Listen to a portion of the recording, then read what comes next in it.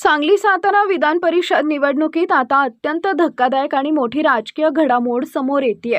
भाजपचे उमेदवार धैर्यशील कदम हे विनासायास निवडून येतील अशी शक्यता असतानाच आता त्यांच्या अडचणीत मोठी वाढ झाली आहे आणि याला कारणीभूत ठरलेत राज्याचे उत्पादन शुल्क मंत्री आणि सातारा जिल्ह्याचे पालकमंत्री शंभूराजे देसाई। सातारा जिल्हा परिषद अध्यक्ष निवडीच्या वेळी मंत्री जयकुमार गोरे आणि शंभूराजे देसाई यांच्यात टोकाचे मतभेद झाले होते। आता त्याच जुन्या वादाचा वचपा काढण्याची भूमिका शंभूराजे देसाई यांनी घेतल्याची चर्चा आहे।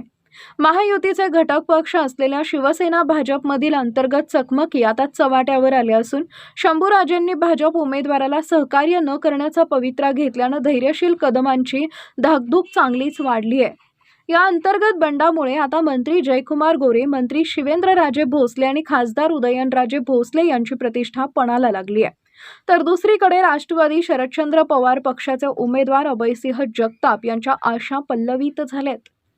आता या संपूर्ण वादात शिवसेनेचे सर्वोच्च नेते आणि उपमुख्यमंत्री एकनाथ शिंदे नेमका काय निर्णय घेतात आणि स्थानिक नेत्यांना काय आदेश देतात यावरच या निवडणुकीचं भवितव्य अवलंबून असणार आहे।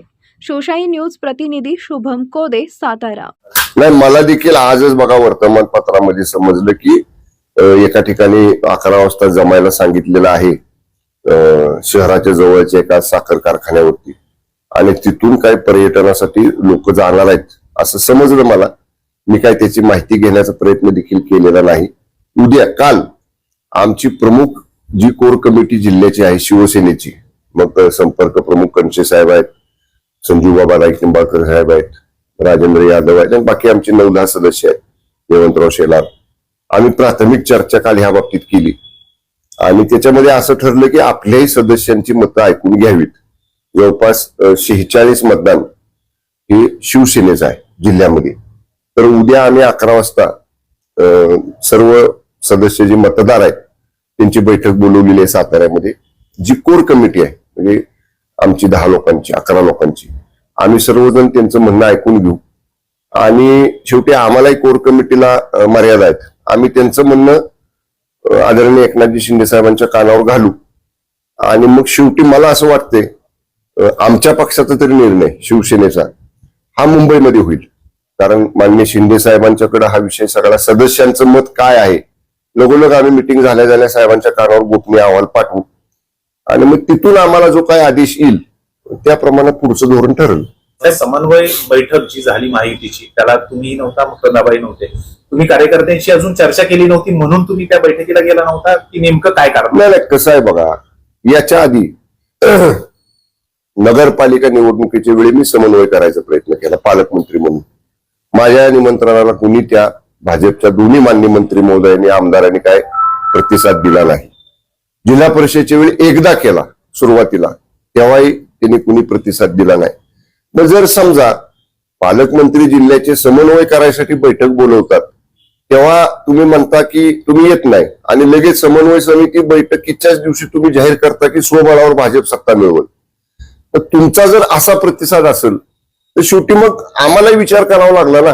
आणि नेमकं त्या दिवशी त्यांची जेव्हा काय त्यांची बैठक होती, मला निरोप आला, मला सांगितलं बैठक आमची आहे तुम्ही या, पण मी साताऱ्यामध्ये नव्हतो, मी बाहेर होतो, त्यामुळे मला काही जाता आलं नाही। तर जसं पेरलं तसं उगवलंय। भाजपनं जिल्हा परिषदच्या वेळी जो स्वबळावरचा नारा दिला आणि त्यानुसार आता मित्रपक्षांची गरज त्यांना पडते। एकंदरीत जर पाहिलं तर भाजपकडे आता मित्रपक्षांना मदत मागितल्याशिवाय त्यांचं मतदान पूर्ण होणार नाही किंवा उमेदवार विजयी होऊ शकत नाही अशी परिस्थिती आहे। मग काय आली परिस्थितीला सामोरं जायचं सगळ्यांनीच। काय जी परिस्थिती समोर आहे, अंकगणित जे काय दिसतंय, संख्याबळ जे काय दिसतंय आता ह्या निवडणुकीतलं, त्यामुळे माझ्या माहितीनुसार काहीतरी 450 का पावणे 450 पेक्षा जास्त मतं लागतात निवडून येण्यासाठी।